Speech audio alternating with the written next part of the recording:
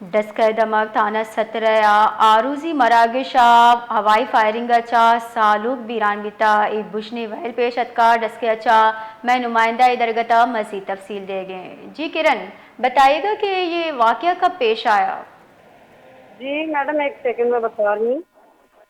जी madam, अगर बात की जाए डस्के की, तो डस्के में बहुत ही अफसोसनाक वाक़या पेश आया। थाना सतना के इलाके में मुंडा की में पेश आया, जहां अदनान नामी नौजवान को वलीमे की रस्म के बाद ससुराल में फायरिंग करके शदीद जख्मी कर दिया गया। जख्मी होने वालों को फौरी तौर पर अस्पताल मुंतकिल किया जा रहा था कि वो रास्ते में ही दम तोड़ गया। ज़राए के मुताबिक नामालूम वजूहात पर मुबीना तौर पर दुल्हन के करीबी अजीजी ने फायरिंग करके जख्मी कर दिया। पुलिस ने लाश को तहवील में लेकर तफ्तीश का आगाज कर दिया।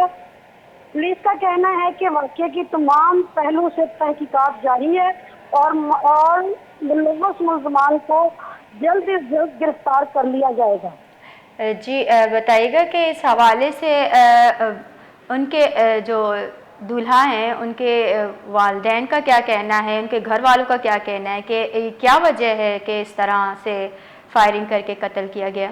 घर वालों का कहना ये है कि हमारे शादी में आए हुए अजीज थे, मेहमान थे, उन्होंने हवाई फायरिंग की और जिसकी वजह से दूल्हा जख्मी और दूल्हे को गोली लग गई।